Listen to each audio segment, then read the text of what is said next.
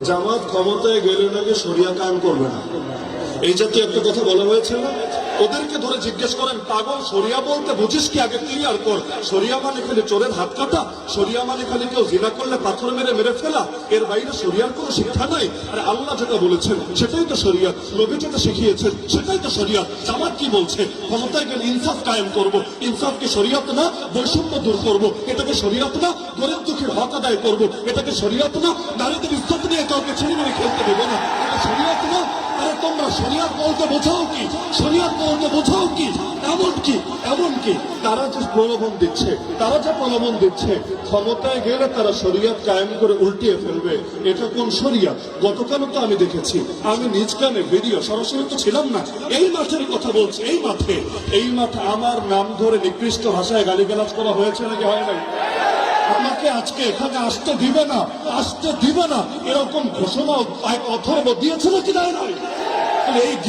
এই গিবত করো তোমাদের শরিয়া, গালিগালাজ করো তোমাদের শরিয়া, হুমকি ধমকি দেওয়া তোমাদের শরিয়া, গুন্ডামি রাস্তারি করো তোমাদের শরিয়া।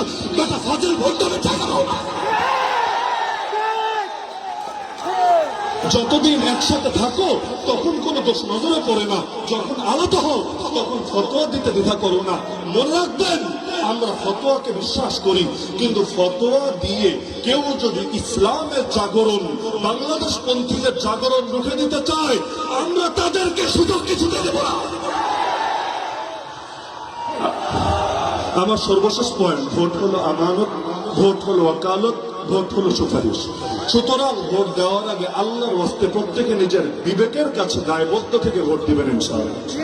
নাকি 500 টাকা আর 1000 টাকা পকেটে আসলেই ভোট সেদিকে দেওয়া শুরু করে দিবেন?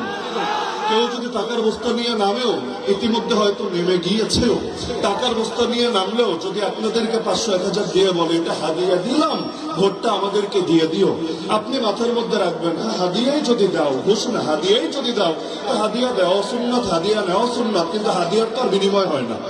তোমাদেরকে একটা থ্যাংক ইউ দিয়ে দিলাম, যা ভাগো, কিন্তু আমরা ভোট আজাদ ভাই ছাড়া অন্য করে দিব না ইনশাআল্লাহ। যারা আছেন সবাই কোরআনের পাখি। শহীদ আল্লামা দেলোয়ার হোসেন সাঈদী রহমাতুল্লাহকে ভালোবাসেন নাকি বাসেন না? আজকে আমি জনসমুদ্রকে বলতে চাই, যারা আল্লামা সাঈদীকে ভালোবাসেন আগামী 12 তারিখ দাঁড়িপাল্লায় ভোট দিবেন। যারা আগামী প্রধানমন্ত্রী ডক্টর শফিকুর রহমানকে ভালোবাসেন আগামী 12 তারিখে দাঁড়িপাল্লায় ভোট দিবেন।